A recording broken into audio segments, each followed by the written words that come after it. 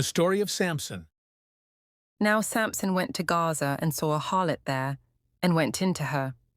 When the Gazites were told, "Samson has come here," they surrounded the place and lay in wait for him all night at the gate of the city. They were quiet all night, saying, "In the morning, when it is daylight, we will kill him." And Samson lay low till midnight. Then he arose at midnight, took hold of the doors of the gate of the city, and the two gateposts, pulled them up, bar and all, put them on his shoulders, and carried them to the top of the hill that faces Hebron. Afterward it happened that he loved a woman in the valley of Sorek, whose name was Delilah. And the lords of the Philistines came up to her and said to her, "Entice him, and find out where his great strength lies, and by what means we may overpower him, that we may bind him to afflict him. And every one of us will give you 1,100 pieces of silver." So Delilah said to Samson, "Please tell me where your great strength lies, and with what you may be bound to afflict you." And Samson said to her, "If they bind me with 7 fresh bowstrings, not yet dried, then I shall become weak, and be like any other man." So the lords of the Philistines brought up to her 7 fresh bowstrings, not yet dried, and she bound him with them. Now men were lying in wait, staying with her in the room, and she said to him, "The Philistines are upon you, Samson." But he broke the bowstrings as a strand of yarn breaks when it touches fire. So the secret of his strength was not known.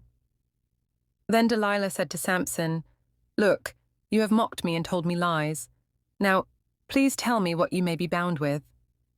So he said to her, "If they bind me securely with new ropes that have never been used, then I shall become weak, and be like any other man." Therefore Delilah took new ropes and bound him with them, and said to him, "The Philistines are upon you, Samson." And men were lying in wait, staying in the room. But he broke them off his arms like a thread. Delilah said to Samson, "Until now you have mocked me and told me lies. Tell me what you may be bound with." And he said to her, "If you weave the 7 locks of my head into the web of the loom." So she wove it tightly with the batten of the loom, and said to him, "The Philistines are upon you, Samson." But he awoke from his sleep, and pulled out the batten and the web from the loom.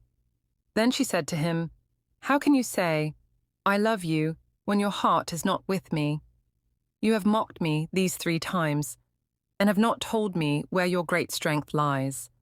And it came to pass, when she pestered him daily with her words, and pressed him, so that his soul was vexed to death, that he told her all his heart, and said to her, "No razor has ever come upon my head, for I have been a Nazirite to God from my mother's womb. If I am shaven, then my strength will leave me, and I shall become weak, and be like any other man."